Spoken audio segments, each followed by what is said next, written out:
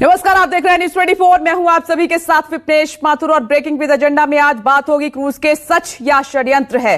Drugs deal हर बीतते दिन के साथ एक उलझती हुई गुत्थी बनती जा रही है। आरोप और प्रत्यारोप के दौर ने इस केस में सच्चाई और साजिश का अंदेशा पैदा कर दिया है। यह बड़ी खबर, नवाब मलिक लगातार समीर वानखेड़े पर निजी हमले कर रहे हैं और इसको पेचीदा बनाते जा रहे हैं, जिस पर बीजेपी सवाल खड़े कर चुकी है। और तो वहीं गिरफ्तार मुख्य गवाह किरण गोसावी से पूछताछ के बाद इस केस में और बड़े खुलासे होने की उम्मीद है।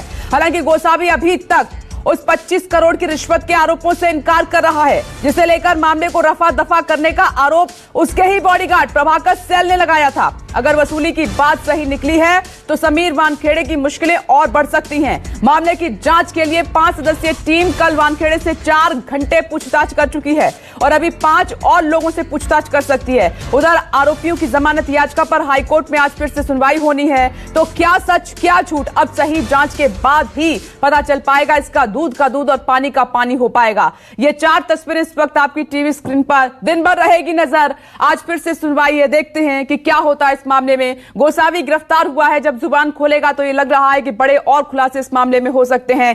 कल वानखेड़े से लगातार 4 से 5 घंटे पूछताछ हुई है और फिर से भी लोगों को, अधिकारियों को इसमें गिरफ्तार किया गया है। माफ कीजिएगा, इसमें पूछताछ के लिए बुलाया गया है, उनसे पूछताछ होगी। अब निकाहनामा सच है या झूठ, यह भी अब जांच का विषय बना हुआ है। एक और बड़ी खबर का रुख कर लेते हैं। ड्रग्स डील में मुख्य गवाह केपी गोसावी गिरफ्तार हो चुका है। धोखाधड़ी के मामले में पुणे पुलिस ने गिरफ्तार किया है। गोसावी ने 8 करोड़ की रिश्वत से इनकार किया। प्रभाकर सैल के सारे आरोप गलत बताए हैं गोसावी ने कि उसका बॉडीगार्ड झूठ बोल रहा है। यह गोसावी कह रहा है कि गोसावी ने 8 करोड़ की रिश्वत से साफ तौर पर इनकार कर दिया है कि मैंने कोई रिश्वत नहीं ली। विषयी काही बोलू इच्छितो, जो आजचा त्याने व्हिडिओ टाकलेला आहे किंवा त्याबद्दल मला काही घेणं देणं नाहीये। मी मीडियाला एवढीच विनंती करतो की प्रभाकर साईल आणि त्याचे दोन्ही भाऊ यांचे सीडीआर रिपोर्ट आणि यांचे मोबाईल कन्व्हर्सेशन काढावे, मोबाईल चॅट्स काढाव्या। त्यामध्ये पूर्वीच्या काही चॅट्स असतील ज्यामध्ये माझ्या पैशांची घेवाणदेवाण असायची, ज्या टायमाला हा जायचा, पण 2 तारखेनंतरच्या चॅट्स याच्या ओपन कराव्या आणि कोणाकोणाचे काय काय संभाषण यांनी डिलीट केलेले आहेत ते डिलीट केलेले संभाषण पण काढावे, माझी एवढीच विनंती आहे। आणि आज मुंबई पोलिसांनी जर याची केस हातामध्ये घेतली तर सगळ्यात पहिले मुंबई पोलिसांनी ह्याची कारवाई करावी किंवा ह्याची इन्फॉर्मेशन काढावी। मंत्री वगैरे जेवढे याच्या मागे आहेत सगळ्यांची इन्फॉर्मेशन काढावी, माझं एवढंच म्हणणं आहे।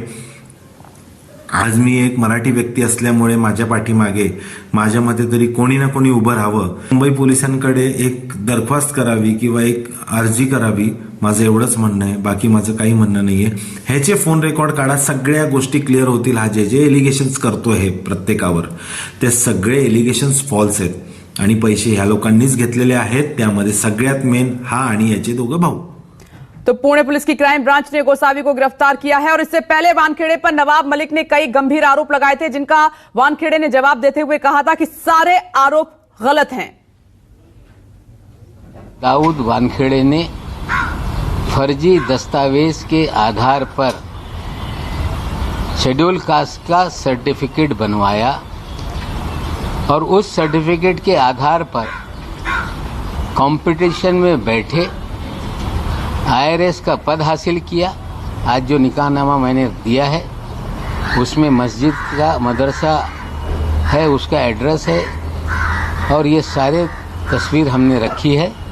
जो कल तक कह रहे थे कि हम जीवन भर हिंदू रहे, हम हिंदू मुसलमान का सवाल नहीं उठाते। इस देश में फिर मैं बता दूं कि इस देश का संविधान कानून ये कहता है कि कोई व्यक्ति धर्मांतर कर ले तो उसे शेड्यूल कास्ट का लाभ नहीं मिल सकता, विशेषकर मुस्लिम और क्रिश्चियनिटी धर्म का ये सवाल है। मैं यही कहना चाहती हूँ कि ये निकाहनामा जो उन्होंने सादर किया है, इसके पहले जो भी डॉक्यूमेंट्स वो भेजते थे, मैं जब भी बोलती थी जो गलत है वो गलत है। आज मैं नहीं बोल रही हूँ ऐसा। यस, निकाह हुआ था, लेकिन समीर वानखेड़े ने लीगली अपना रिलीजन, अपना कास्ट कभी भी चेंज नहीं किया था। एक सिर्फ मेयर फॉर्मेलिटी थी जो उनकी मदर इन, मतलब उनकी मेरी मदर इन लॉ जो अभी नहीं है वो मुस्लिम थे, तो उनकी खुशी के लिए ये निकाह किया गया था। जो बर्थ सर्टिफिकेट बताया गया उसके बारे में क्या कहेंगी, वो सही है गलत है? ऑफकोर्स गलत है, क्योंकि ओरिजिनल तो हम दिखा चुके हैं ना, जिसमें लिखा है समीर ज्ञानदेव वानखेड़े और उनका रिलीजन हिंदू है। वो मौलाना जी जो भी कह रहे हैं उनको उसी वक्त फाइंड आउट करना चाहिए था कि आदमी हिंदू है या मुस्लिम है, जो भी है। तो वो क्या बोल रहे हैं रिलीजन के हिसाब से वो मैं नहीं जानती, क्योंकि मैंने उनको सुना नहीं है अभी तक। ये बहुत ही पर्सनल फोटोज हैं।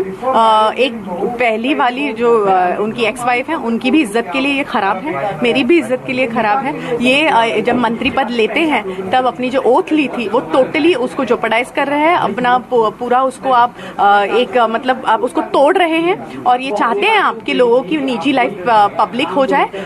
तो ये आप टोटली आपकी ओथ के खिलाफ बिहेव कर रहे हैं, जो बहुत गलत है। समीर वानखेड़े को इस कुर्सी से हटाने की जो उन्होंने पब्लिक घोषणा की थी, ये गुंडागर्दी जो उनकी चल रही है, ये टोटल गुंडागर्दी है। वो चाहते हैं कि इस कुर्सी पे वो ना रहे ताकि ये जांच नहीं चलती रहे और उनका दामाद जो है वो बेगुनाह होकर छूट जाए। लेकिन ये सिस्टम है, जुडिस्डिक्शन है, अभी तक तो मुझे सिस्टम पे विश्वास है। लेकिन अगर समीर वानखेड़े इस कुर्सी से हट जाते हैं तो मेरा इस सिस्टम से भी विश्वास हट जाएगा। 5 मेंबर टीम जो आई है विजिलेंस की इंक्वायरी, क्या कहना चाहते हैं? बहुत खुश हैं समीर जी इस टीम के बारे में, क्योंकि वो चाहते हैं कि इसकी जांच हो, लोगों के सामने सच्चाई आए और लोगों को ये पता चले कि क्या गलत है क्या सही है और किसने इन गवाहों को फोड़ा है, किसने उनको पैसे दिए हैं। सारी चीजें खुल के बाहर आनी चाहिए। और हमारे साथ मेहमान भी जुड़ गए हैं, साथ ही मेरे सहयोगी भी मौजूद हैं। आज पूरा अपडेट आपके सामने रखेंगे कि इस केस में आज क्या क्या होने जा रहा है। नए मोड़ आ गए हैं। संकेत पाठक बांद्रा मुंबई से इस वक्त हमारे साथ जुड़ गए हैं। इंद्रजीत सिंह मुंबई से ही हमारे साथ दूसरी लोकेशन से मौजूद हैं। दीपक दुबे एनसीबी दफ्तर दिल्ली से हमारे साथ जुड़ गए हैं। साथ ही एक खास मेहमान आपको टीवी स्क्रीन पर नजर आ रहे हैं, वेदभूषण सर मौजूद हैं, पूर्व पुलिस अधिकारी हैं। सर आपका स्वागत है इस चर्चा में। लेकिन सबसे पहले मुझे बांद्रा जाना होगा संकेत पाठक के पास। संकेत पाठक, आपके पास आते हुए वानखेड़े से 4 से 5 घंटे पूछताछ हुई और इस केस में और भी इन्वॉल्व अधिकारियों से पूछताछ हो सकती है। क्या अपडेट, इस पर क्या चल रहा है? अप्रोच किया जाए, वो यहाँ पर आए और बिना डरे निष्पक्ष तरीके से वो जो भी बात रखना चाहता है हमारे। बिल्कुल विपनेश, मैं आपको बताऊं कि कल जो एनसीबी की विजिलेंस की टीम आई थी वो सीआरपीएफ मैस जो है बेंड्रा में वहां पर रुकी हुई है और आज दूसरे दिन की पूछताछ इस पूरे वसूली मामले में होगी, क्योंकि जिस तरीके से प्रभाकर सैल ने गंभीर आरोप लगाए हैं कि पैसे वसूलने की बात वहां पर हुई थी, इसको लेकर कल समीर वानखेड़े जो कि एनसीबी के जोनल डायरेक्टर हैं उनसे करीब 4 घंटे तक विजिलेंस की टीम ने पूछताछ की थी, जिसकी अगुवाई डीडीजी ज्ञानेश्वर सिंह कर रहे थे। उन्होंने लगातार उनसे पूछताछ की कि आखिर इस पूरे मामले में क्या तथ्य है। वहीं दूसरी तरफ आपको बताऊं कि आज भी दूसरे दिन एनसीबी के जो 2 अधिकारी हैं जो कि क्रूज ड्रग्स मामले से ही लगातार पहले दिन से जुड़े हुए हैं, उनको भी आज पूछताछ के लिए बुलाया गया है। साथ ही साथ केपी गोसावी और प्रभाकर सैल जो इस मामले में मुख्य गवाह थे, जिन्होंने लगातार आरोप लगाए हैं। हालांकि केपी गोसावी इस वक्त गिरफ्तार हो चुका है। ऐसे में आगे क्या कार्रवाई होगी विजिलेंस की टीम की तरफ से, वो इस बारे में फिलहाल खुलासा नहीं किया गया है। लेकिन प्रभाकर सैल को आज यहां पर आने के लिए कहा गया है, लेकिन लगता नहीं है, क्योंकि वो मुंबई पुलिस के साथ हैं और लगातार अपना जो स्टेटमेंट है वो मुंबई पुलिस में दे रहे हैं। ऐसे में प्रभाकर सैल यहां पर पहुंचते हैं या नहीं, ये इस पर थोड़ा सा संशय बना हुआ है। लेकिन 2 अधिकारी जो एनसीबी के हैं उनसे आज विजिलेंस की टीम पूछताछ करेगी और उसके बाद आगे के तथ्यों को खंगालेगी कि आखिर जो 8 करोड़ रुपए समीर वानखेड़े के ऊपर आरोप लगे हैं लेने के, उसमें कितना तथ्य है। तो लगातार एनसीबी के जो विजिलेंस की टीम है वो जांच कर रही है। आपको बताऊं कि 5 सदस्यीय टीम है, जिसमें एक महिला अधिकारी भी है और लगातार जो विजिलेंस की टीम है वो ये मांग भी कर रही है कि अगर कोई भी व्यक्ति इस केस से जुड़ा हुआ अगर कुछ जानता है तो वो उनके सामने आए और खुलकर बताए, क्योंकि गंभीर आरोप है, एनसीबी की साख दांव पर लगी हुई है। ऐसे में कोई भी कदम जो विजिलेंस की टीम है वो फूंक कर रखना चाहती है और आगे किस तरीके की कार्रवाई होगी इस पर डीडीजी ज्ञानेश्वर सिंह लगातार जांच कर रहे हैं। और अब से कुछ ही समय में बताया जा रहा है कि 2 अधिकारी यहां पर पहुंचेंगे एनसीबी के और उनसे भी पूछताछ लगातार होगी। जी, आज आरोपियों की जमानत याचिका पर भी कोर्ट सुनवाई करेगा, हाई कोर्ट, इस पर भी लगातार हमारी नजर रहेगी। और इंद्रजीत, आपके पास आ रही हूं जल्दी से। जरा मैं जो पॉलिटिकल सिनेरियो समझने की कोशिश कर रही हूं कि नवाब मलिक ने जो बम फोड़े हैं आरोपों के, उन्होंने और पेचीदा कर दिया है इस केस को, तो क्या कोई और भी बम फोड़ा जा सकता है? क्या चल रहा है?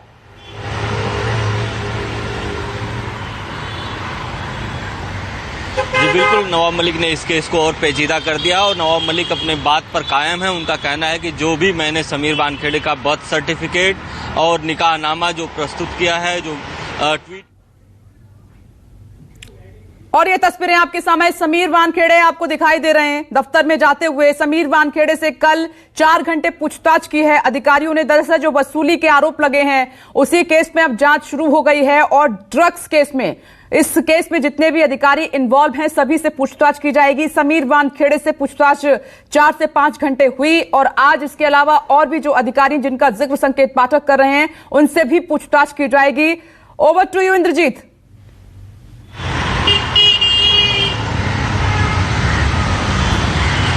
जी बिल्कुल, तो इस केस में नया मोड़ आ गया है। कल एक और गवाह दूसरे केस को लेकर जो एनसीबी ने किया था, केस नंबर 22 जो स्पेशल 26 नवाब मलिक ने ट्वीट किया था 4 पेज का लेटर, उसमें जो 22 नंबर केस था उसका एक गवाह सामने आया है और उसने कहा है कि उसको कोरे कागज पर दस्तखत कराए गए थे। तो नवाब मलिक एक पत्र लिख सकते हैं। एक मिनट इंद्रजीत, रोकना चाह रही हूँ। समीर वानखेड़े एनसीबी दफ्तर पहुंच। सर आप मिस्टर वानखेड़े, अच्छा सर समीर वानखेड़े इतना ही कह रहे हैं कि सभी आरोप झूठे हैं। संकेत, समीर वानखेड़े पहुंच चुके हैं एनसीबी दफ्तर।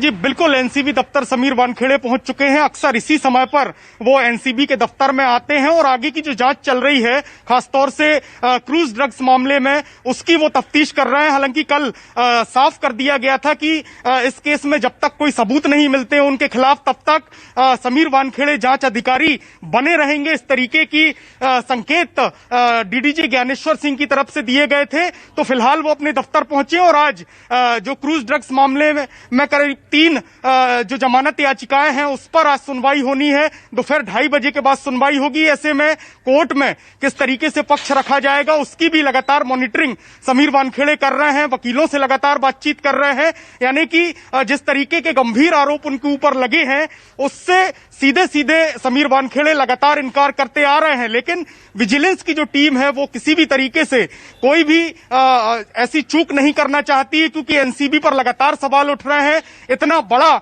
जो मामला है उसको लेकर अब राजनीति भी गरमाने लगी है, आरोप प्रत्यारोप भी लगातार चल रहे हैं। ऐसे में जो विजिलेंस की टीम है वो लगातार जांच कर रही है।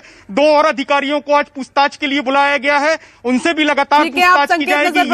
मैं आपके पास आऊंगी। अब तक का अपडेट यह है कि समीर वानखेड़े एनसीबी दफ्तर पहुंच चुके हैं, बाकी के जो अधिकारी हैं वो भी पहुंचेंगे, उनसे पूछताछ होगी। इंद्रजीत जल्दी से आप अपनी बात कंप्लीट कीजिए, फिर मैं दीपक दुबे के पास जाती हूँ। क्या क्रांति की तरफ से कोई कदम उठाया जा रहा है परिवार की तरफ से जब इतने गंभीर आरोप लग रहे हैं? तो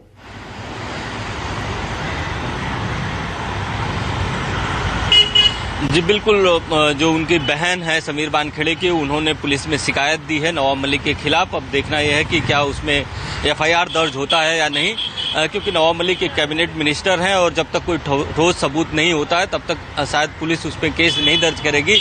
तो उनके परिवार की तरफ से भी तरह तरह के जो हथकंडे अपनाए जा सकते हैं वो अपनाए जा रहे हैं और अपने बचाव में जो पक्ष रखे जा सकते हैं वो रखे जा रहे हैं।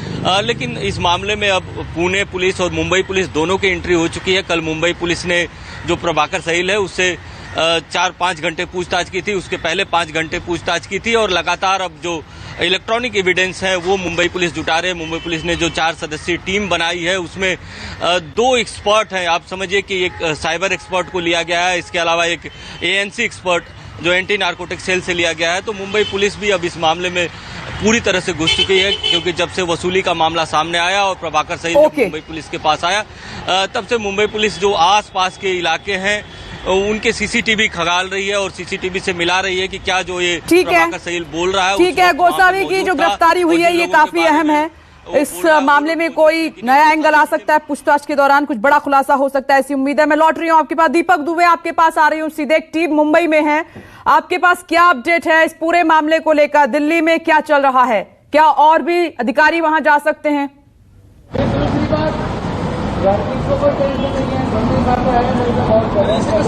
जी आपको बता दें कि 5 अधिकारी ऑलरेडी मुंबई में मौजूद हैं और लगातार इस पूरे मामले की जांच कर रहे हैं। लेकिन अब ये सवाल उठता है कि आखिर केपी गोसावी को जिस तरह से पुणे पुलिस ने गिरफ्तार किया है, अब कस्टडी की मांग करेगी कोर्ट में और ऐसे में एनसीबी को किस तरह से इससे पूछताछ करनी है, ये अपने आप में एक बड़ा सवाल है। क्योंकि एनसीबी के हाथ में ना ही गोसावी है और ना ही अब तक प्रभाकर सहील आया हुआ है, जो कि आरोप गंभीर लगाए गए हैं प्रभाकर सहील की तरफ से। अब ऐसे में मुंबई पुलिस भी चाहेगी कि केपी गोसावी की कस्टडी ली जाए, क्योंकि प्रभाकर सैल ने जिस तरह से शिकायत दर्ज कराई है मुंबई में, और उसके बाद 5 सदस्यीय जो टीम है मुंबई पुलिस की वो इस पूरे मामले की जांच कर रही है। एडिशनल कमिश्नर जो है दिलीप सावंत ये उस पूरे मामले की जांच में जुटे हुए हैं। ऐसे में पुणे पुलिस कमिश्नर से जो सुबह हमारी बात हुई है उनका कहना है कि जब कोर्ट में आरोपी को पेश किया जाएगा, यानी कि केपी गोसावी को, उसके बाद ये तय किया जाएगा कि आखिर क्या मुंबई पुलिस को एक कस्टडी देनी है। ऊपर से अब रणनीति एनसीबी तैयार करेगी कि आखिर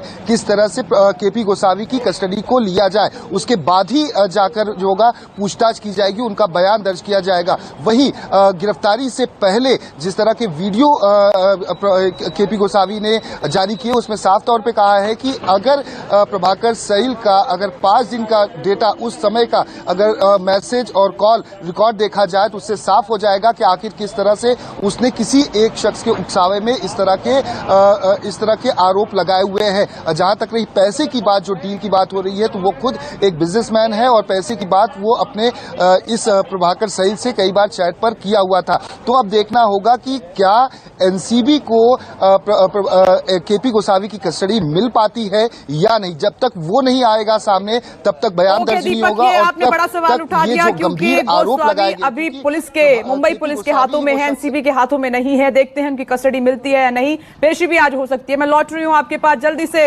वेदभूषण सर आपके पास आ रही हूं। इस पूरी जांच जो इस मामले में हो रही है इसको आप कैसे देख रहे हैं? अब माना जाए कि साहब को सनी एक क्लीन चिट दे दिया, क्योंकि अभी भी उनके हाथ में तौर पर चूंकि उन्होंने प्राथमिक जांच की है तो उसमें उनके खिलाफ कोई ऐसी चीज नहीं मिली है कि उनको इन्वेस्टिगेशन से हटाया जाए।